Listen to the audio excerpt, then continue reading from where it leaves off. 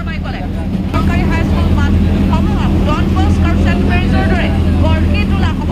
দিল্লীত 25,000 বিহুৱা বিহুৱতীয়ে পুনৰবাৰ পৰিৱেশন কৰিব বিহু, অৰ্থাৎ অসমত যি কৰিলে সেই বিহু পৰিৱেশন, তাৰ পাছতে দিল্লীলৈ যাব আৰু সমগ্ৰ ভাৰতৰ মানুহক দেখুওৱা হ'ব বিহু। প্ৰত্যেকখন গাঁৱত অনুষ্ঠিত কৰা হ'ব বিহু ভূপেন্দ্ৰ জ্যোতি সংগীতৰ প্ৰতিযোগিতা। প্ৰথমে পঞ্চায়ত পৰ্যায়ত, তাৰ পাছত সমষ্টি ভিত্তিত, পৰৱৰ্তী সময়ত জিলা ভিত্তিত হ'ব প্ৰতিযোগিতা। জিলা ভিত্তিত নিৰ্বাচিতসকলে অসম ভিত্তিত প্ৰতিযোগিতাত অংশগ্ৰহণ কৰিব লাগিব। যুৱকসকলক ব্যৱসায়ৰ বাবে প্ৰদান কৰা হ'ব 2 লাখ টকাৰ আৰ্থিক সাহায্য, অৰ্থাৎ যিসকলে ব্যৱসায় বাণিজ্য কৰি স্বাৱলম্বী হৈছে তেওঁলোকক দিব 2 লাখকৈ টকা। 40 লাখ মহিলাক উদ্যোগী কৰাৰ বাবে ওলোৱা হৈছে বিশেষ আঁচনি।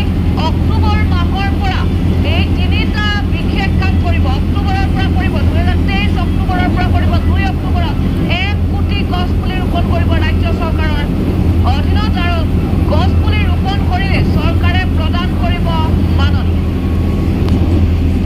অৰ্থাৎ ৰাজ্য চৰকাৰৰ ফালৰ পৰা প্ৰদান কৰিব মাননি। খেল আৰু সংস্কৃতিৰ সৈতে বিশেষভাৱে জড়িত হ'ব চৰকাৰ।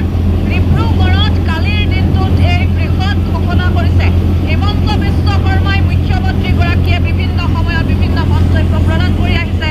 তেওঁ কৰা মন্তব্যসমূহ বিভিন্ন সময়ত চৰ্চাত থাকে আৰু সেই মন্তব্যসমূহ বিশেষকৈ তেওঁ প্ৰতিশ্ৰুতি যেনেধৰণে দিয়ে সেই প্ৰতিশ্ৰুতি পূৰণ কৰাৰ তেওঁ যথেষ্ট চেষ্টা কৰে বা বিভিন্ন সময়ত সেই প্ৰতিশ্ৰুতিসমূহ পূৰণ কৰাৰ ক্ষেত্ৰত সফল হয়। যদিও বা সফল হয়, দেখিবলৈ পোৱা যায় যে তেওঁ যিমানেই প্ৰতিশ্ৰুতি দিয়ে, যিমানেই আঁচনিসমূহৰ কথা তেওঁ উল্লেখ কৰে, একাংশই কিন্তু অভিযোগ উত্থাপন কৰে যে তেওঁলোকে পাবলগীয়া সুবিধাসমূহ, পৰ্যাপ্ত সুবিধাসমূহ, আঁচনিৰ যোগ্য হিতাধিকাৰী হোৱাৰ স্বত্তেও তেওঁলোকে লাভ কৰা নাই।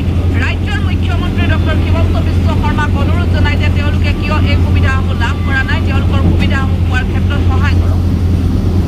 আৰু সেয়েহে বিভিন্ন ক্ষেত্ৰত বিভাগীয় কৰ্তৃপক্ষৰ ফালৰ পৰা বিভিন্ন সিদ্ধান্ত গ্ৰহণ কৰা হৈছে আৰু মুখ্যমন্ত্ৰীয়ে মন্তব্য কৰিছে সেয়া এবাৰ শুনক।